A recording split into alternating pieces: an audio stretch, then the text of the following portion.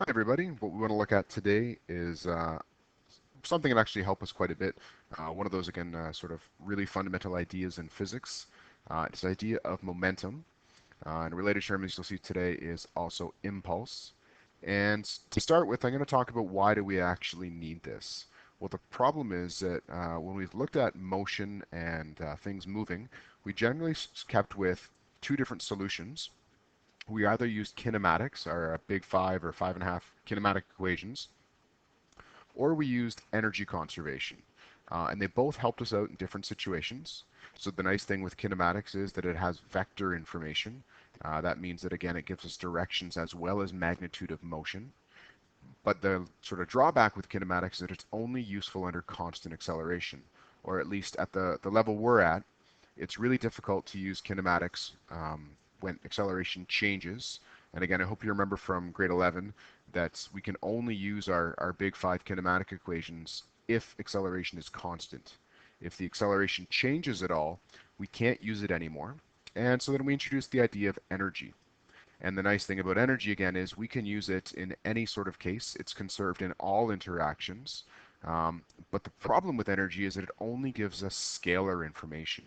So we lose all information about which direction things are traveling in. We only have idea about magnitudes. And so we need a solution to that. We need a way to actually deal with vector information under non-constant acceleration. And what we're going to be using then, hopefully, again, it's obvious, just based on what I told you today, is that we're going to be learning about momentum. And momentum is this useful idea in physics, and we're going to talk about when we can use it, how to work with it, and we'll actually do some calculations with it as well today. But to start, let's just make sure that we have an idea of what momentum is. And it's actually a quality of an object due to its motion. So it's another measurement we can make of any object. But again, just kind of like energy was in grade 11, it's a little difficult to understand what momentum means until you get more familiar with it and you get some practice with it. So I'm going to give you a little bit of an introduction here. Hopefully it helps get you at least started on what momentum is. And then later on, as we go through and you get some more practice with it, some more experience working with momentum, it'll make a little more sense for you. So I've got two different cases here. The first one, I've got a basketball rolling towards you at only around 2 meters a second. And if I roll that to you on the floor again, you could stop that, no problem. You could move it around, accelerate it a lot. But if a car was traveling at 2 meters per second, I imagine it would be much more difficult to stop, and hopefully actually wouldn't stand in the way of this car that was rolling towards you. Now, on the other side of the coin is if we look at, let's say, like an apple. If I toss an apple to you gently, you should be able to catch it. But if I take that same apple and I whip it, I throw it as hard as I can at you, it's going to hurt. So no matter if you catch it in your hands or it hits you in the leg or something, it's still going to hurt, even though it's the same object. And the reason being, in each case, the momentum of these two objects is different. So the second case for both these, the car traveling at 2 meters a second or the apple thrown hard, those have much larger momentum than the first sets of objects. And so momentum is almost this idea of how difficult it is to stop an object. And so we want to talk about in this course linear momentum. There are lots of different kinds of momentum if you keep going on in physics, but for this class we're going to stick with just linear momentum. And so I'm often going to drop the prefix linear and just talk about momentum. So just something to keep in mind if you decide to go on in physics. You might hear momentum meaning slightly different cases, like rotational momentum and things like that, or angular momentum, but we're just going to stick with linear momentum. So again, I think in order to get more comfortable with momentum, you need to learn how to calculate with it. And so the momentum is a pretty simple expression. It's just the product of the mass of an object and its velocity. And the nice thing again, since velocity is a vector quantity, so is momentum. And for some reason, again, I don't know, but it's been given the symbol P. And just about any resource I've ever seen in my entire science career, P is chosen as the symbol for momentum. If anybody knows a good reason why, I'd love to hear it, but P is the letter we're going to be using. And so we have this pretty simple expression here. P is just mv, and again, noticing the vector signs here, momentum is a vector because velocity is a vector. And so we can talk about this and do some stuff with this. And because it's a vector, what's nice is that we can actually break it up into components. Just like we could for forces or accelerations or velocities, we can break momentum into vector components, and that means we can deal with each component separately, just like we could any other kind of vector we've been dealing with. So we're going to use px, again, for the x component of momentum, and py for the y component of momentum, and we're going to see when these become useful a little bit later on. But before we get too far into it, let's just get an idea of how big these units or these measurements of momentum are. And so let's take a look at a couple objects here. So the first one is we've got a baseball, and the mass is around zero point 0.4 kilograms. And I'm going to be having travel at 42.4 meters per second north. So that would be an incredibly fast fastball from a pitcher. But let's see if we can figure out what would the momentum be in this case. So for this one, we have the mass of the baseball, we have the velocity the ball is traveling at, and we want to figure its momentum. So we're just going to use our lovely expression here for momentum that we just talked about. P is equal to m times v. We have all the values we need. We have the mass, we have the velocity. So this one's just a plug and chug. And so what I'm getting for this one, and hopefully you can verify it as well, that you're getting the same value as I am, but I'm getting 16.96. 16.96. That's what my calculator spits out, and we need to then understand what that means. So our units for mass is kilograms. Our units for velocity is meters per second. And we only have one vector here, so the direction stays the same, and it's north. And then I guess the last thing I need to worry about is because we have 3 digits in each of our values here to begin with, we need 3 digits in our final solution. And so that's going to round then to 17.0 kilograms meters per second north. And so let's just pause for a second and think about this unit. It's a pretty ugly looking unit, kilograms meters per second. If you remember from grade 11, when we first started talking about forces, we ended up with the unit for a force of kilogram meter per second squared, and we said that's a really ugly unit. I don't want to say or write all those terms every time. Let's call that a newton. And so we're kind of hopeful that we can come up with a unit for kilograms meters per second that's a little bit nicer and cleaner to say. Unfortunately, there is no standard unit for momentum. So our base unit or our SI unit for momentum is going to be kilograms meters per second. And again, if you go on to physics, maybe you can create a new unit here and call it something cool.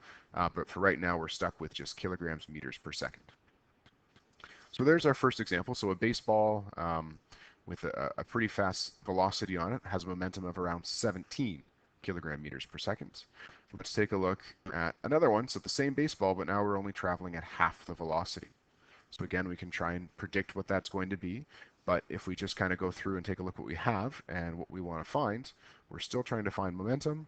We still have mass and velocity, but now it's the different velocity, only half the velocity it was before. So if you plug all that stuff in a calculator, your calculator will spit out 8.48 kilograms meters per second.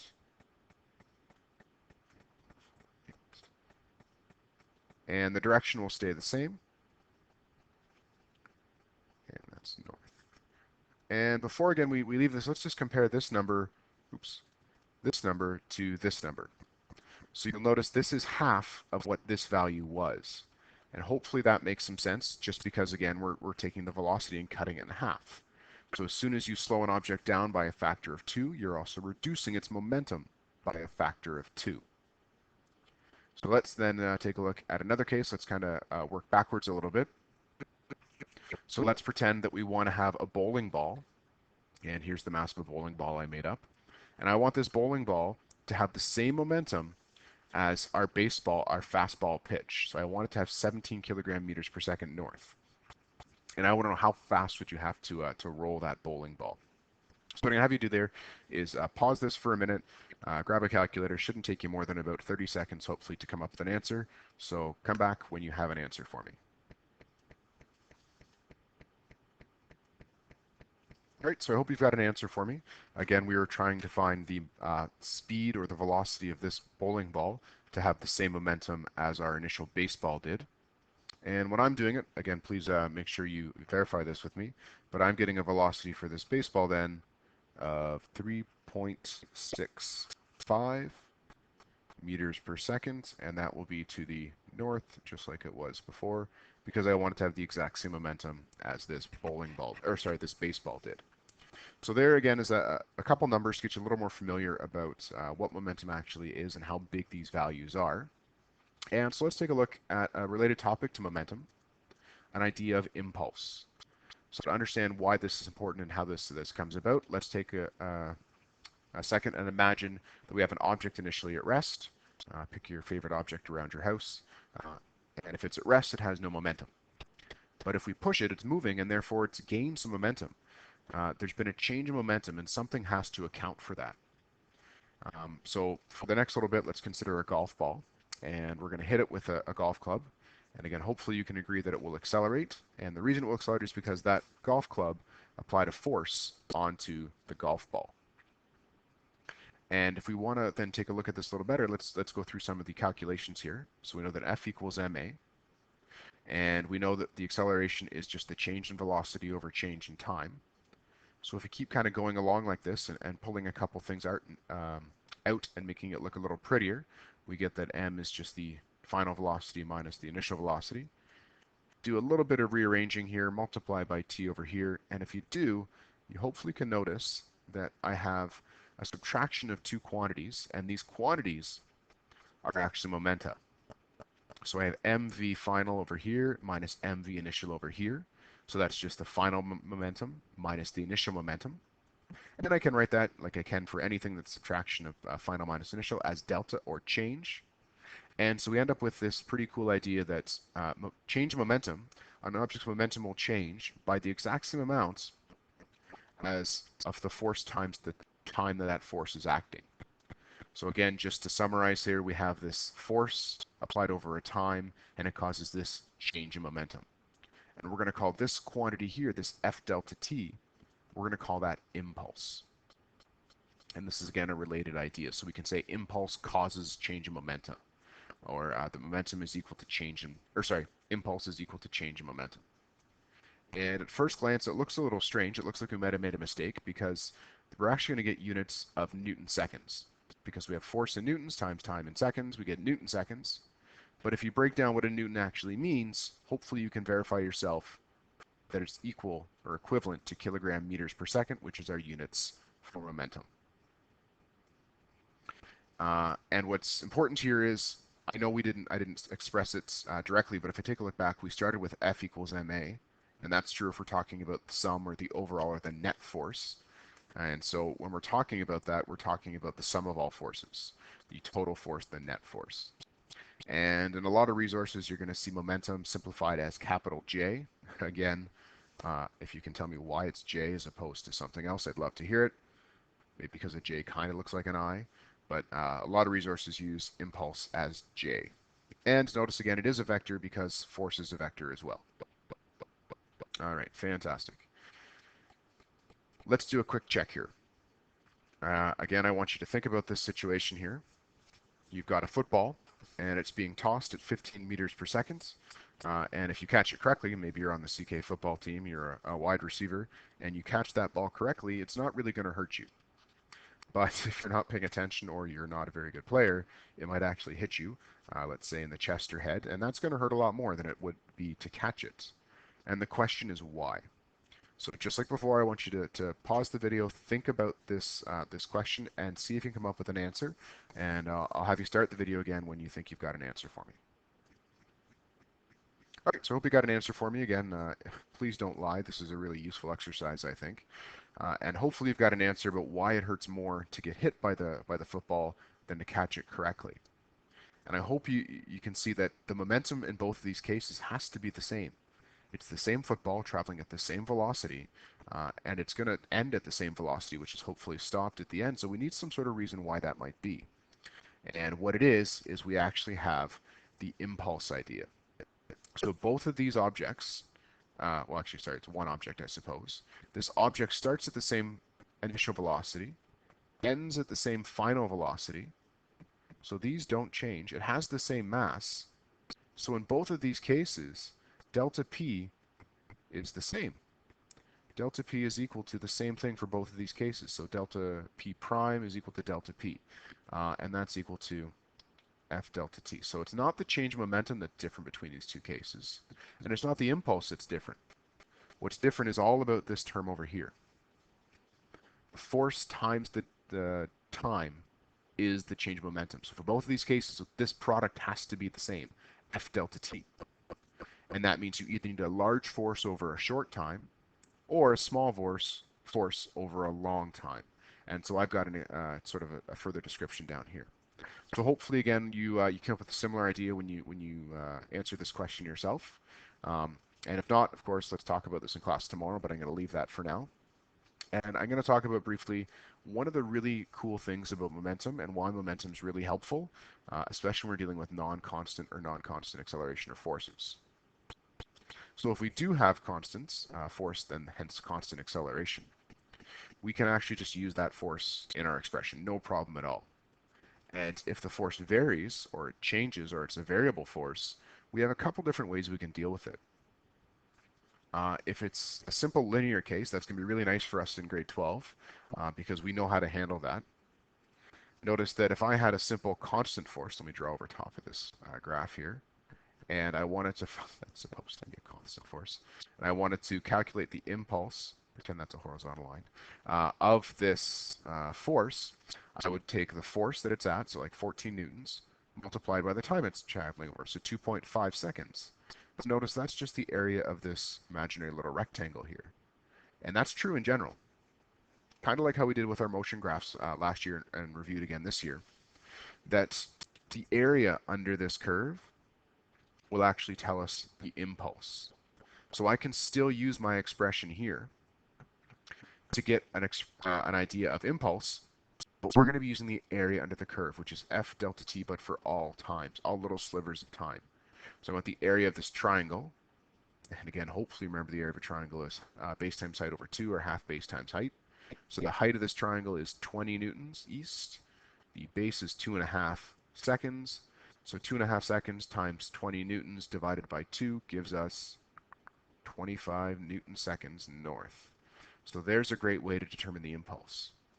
So even though the force changes or the acceleration changes, we can still determine the change in this object's momentum with this idea here. So that's the simplest case, this idea of a linear force. If it's not a linear force, again, if you go on in math and in sort of physics or engineering, you'll definitely talk about this idea. But we can still figure out the impulse by looking at the area under the curve, but calculating the area of the shape's a little harder. So in calculus, and I don't think you do it in high school calculus anymore, but if you go on later into calculus in university or college, you'll probably learn about something called integration, which is a nice way to get the area under shapes that aren't nice and regular like a triangle. But for us, we can say we can count the squares and get a pretty good estimate of it. So that's another way. And the last one I want to take a look at is the idea that we can use the average force. So what's important here is that this this impulse causes a change in momentum. And if we know the force it's acting, we can actually get an expression for how much the momentum's changed. So what we can do is just use the average force. And so we're not really going to use this one very often just because it's kind of inaccurate. And if you go later on in sciences, you'll learn a much better way to do it. But this one and this one are going to be quite important for us. This idea, we can look at the average force or we can look at the force under a force time curve. All right, so a couple quick examples before I end for today. So let's see if we can do this one together. What is the average force applied to a 0.125 kilogram golf ball if it accelerates from rest to 35 meters per second west and the club is in contact with the ball for 0.045 seconds? So again, we're looking for the average force. Let's try a better pen. There we go. So we're looking for the average force. That's our ultimate goal here. And we have this idea of velocities and times and masses. So hopefully you can see momentum is going to be helpful here. So let's start with F delta t equals mvf minus mvi. We have everything we need. We know the time the ball is interacting with the club. We know the mass. We know the final and initial velocity. So this is, again, now hopefully a bit of a plug and chug here. So I'll trust you can do this one on your own, but please do and try it. But when I do it, I'm getting a force of 97 newtons, I guess 97.2 newtons, and it will be to the west. So now we know what the average sort of force was applied to this golf ball while it was being struck by the club. And we couldn't really get that if we just use kinematic equations or kinematic ideas or energy. Well, actually, we get this for energy concerns as well if we knew a little more about the situation. But for now, we can actually solve it pretty quickly using momentum. It's just a simple like two-liner here. All right, a couple more here, and I'd like you to try these for me. So let's try A. I'll give you a minute here. Think about this one. Try it out on your own. Let me know when you have it. We'll pick it up again. All right, so this one's a little different just because we have different directions. So we're going to have to do some subtraction here. So if we take a look at momentum, or change of momentum, so we're looking for delta P, it's going to be the momentum's final minus momentum initial, or I can also write it as M V final minus V initial. And so we know the mass, we can leave that as M for now. The final velocity is 10 meters per second west. And we're going to subtract 10 meters per second east. And this sort of idea should look kind of familiar from when we looked at our two-dimensional acceleration ideas. We have a west vector take away an east vector. So the way we can deal with this is by adding the negatives, or again, making one of these positive. But either way, when you do that, when you put this all into your calculator, and again, I really hope you've done this for me, but I'm getting the change of momentum here is 2.4 kilogram meters per second west. And it makes sense that it's west just because, again, it was going east, now it's going west, so the momentum has to be more westward than it was before. If we repeat this process, so take the identical mass, but instead of using a super ball, use silly putty, and this time it's going to stick to the wall. So I'm going to chuck it still at 10 meters a second east, but it's going to stick to the wall. We want to figure out what is its change in momentum. So again, think about this one for a second, pause it for a minute if you need to, and we'll come back when you have an idea. All right, so hopefully you've got something for me. You've actually worked that out. Same sort of idea here, but not nicely here that the final velocity is 0. So this one's a little bit more straightforward. But again, when I go through and I do this, I'm getting then 1.2 kilogram meters per second to the west. And the last part I want to talk about here quickly today then is which ball imparts a large momentum or impulse, because they're equivalent, remember. Impulse on the wall. And hopefully you can see from just our numbers that the super ball actually imparted twice the momentum that the silly putty did. And this is sometimes a little counterintuitive. What that means though is if you throw an object at another object and it bounces back, it's actually transferring more momentum than had that object actually stuck to it. So again, one of those cool things that I think maybe you have to think about carefully for a little bit, but that's actually how the universe works. So there's our ideas for momentum and impulse. Again, I hope you've understood this. We'll talk about this in class tomorrow. And also there is a little short quick quiz again for me on the forum. So I'm looking forward to talking about this in class with you guys tomorrow. Have a good night.